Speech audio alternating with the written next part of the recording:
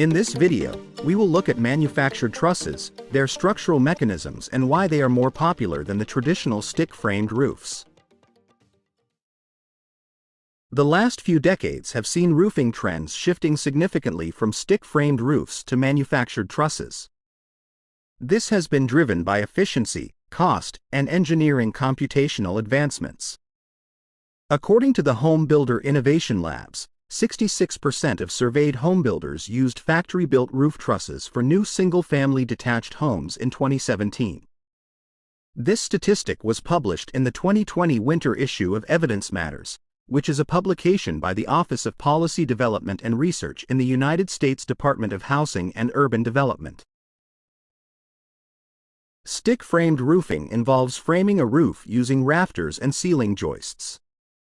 The rafters are framed to a ridge board at the ridge or supported by a ridge beam. The framing elements in this case are cut and assembled on site. This requires highly skilled carpenters and is very time-consuming. This was the dominant method of roof construction all the way to the later parts of the last century when manufactured trusses began to take over. Manufactured trusses have great versatility and may be used to frame all types of roofs including gable roofs, hip roofs, shed roofs, flat roofs and other types of roofs. This versatility is derived from the fact that you can literally configure individual framing elements to come up with a truss of any shape as long as the members and connections have sufficient capacity to support the load.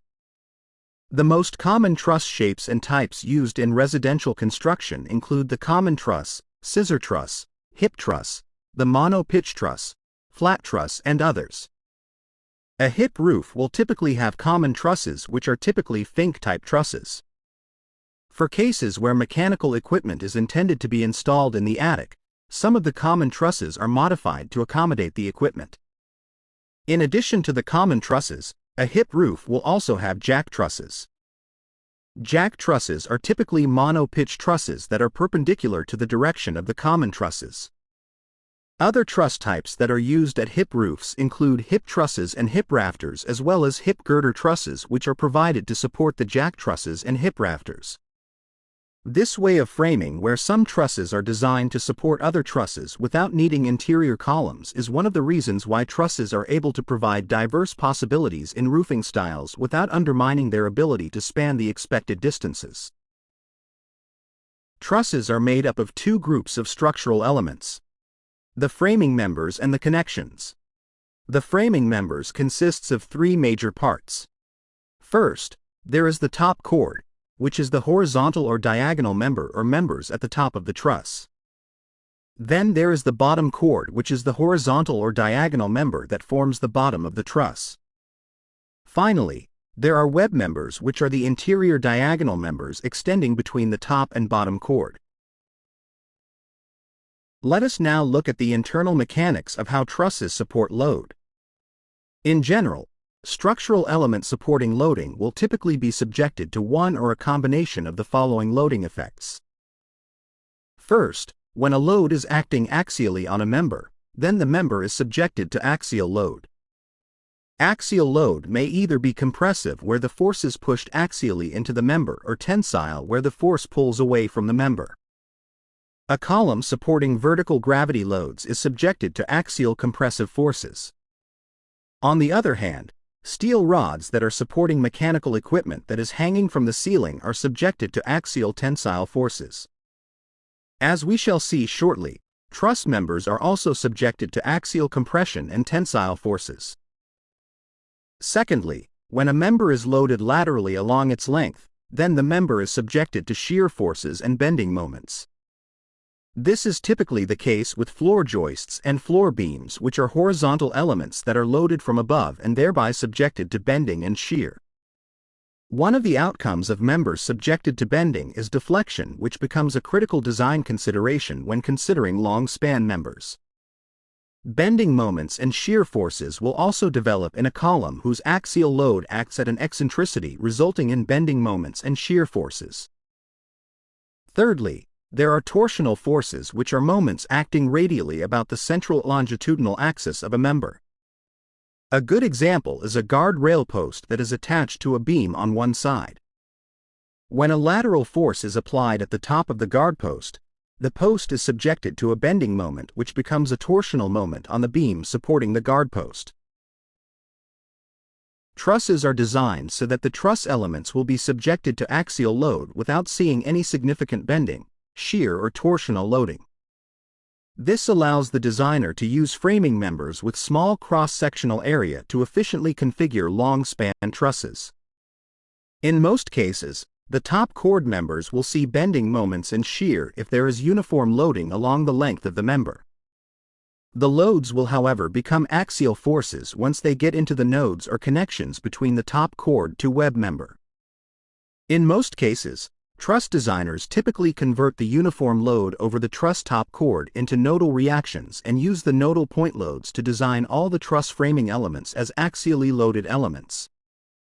The presence of multiple top chord to web member connections along the length of the top chord minimizes the deflections due to bending when the top chord is uniformly loaded. The top chord will be subjected to axial compressive forces when the truss is supporting vertical gravity loads that are acting downwards. If uplift loads are applied, then the top chord will see tensile forces. On the other hand, the bottom chord will have axial tensile forces when the truss is supporting net vertical loads acting downwards. When the truss is supporting uplift loads, the bottom chord will be in compression. Just like the top and bottom chord, some of the web members will be under tension while others will be under compression depending on the direction of the net loading acting on the truss. We will look at an example on the analysis and design of a typical truss in the next video. Please consider subscribing to our channel for more videos of this type and do not forget to press the like button. Manufactured trusses are designed by licensed civil or structural engineers and are built off-site in a truss manufacturing plant. They are typically transported to a building site using flatbed trucks or trailers designed to carry large and heavy loads. The process involves careful planning and consideration to ensure the trusses arrive safely and can be easily unloaded and installed. The design of manufactured trusses in the United States is governed by the International Building Code and International Residential Code. These codes are adopted by nearly all states and jurisdictions across the United States. For most states, the adoption process involves amendments where the final documents takes the name of the state adopting it.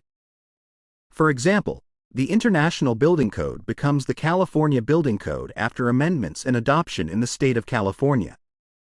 That being said, there are other states that use the International Residential Code and Building Codes without amendments or without changing the name. The structural design of manufactured trusses is almost entirely done by specialized software. Some of the most common tools used by designers include the Mytech Truss Designer, Simpson Truss Designer, Alpine Truss Designer, and many others. For homes or buildings designed to use manufactured trusses, the design of the trusses is often delegated to a specialty truss design engineer while the primary designer of record designs the rest of the structure. Additionally, in most cases, the design of the trusses is often deferred, which means that the design of the trusses does not need to be completed and reviewed before permit issuance. In this case, the rest of the design is reviewed and a permit issued so that construction can begin while the design of the trusses is ongoing.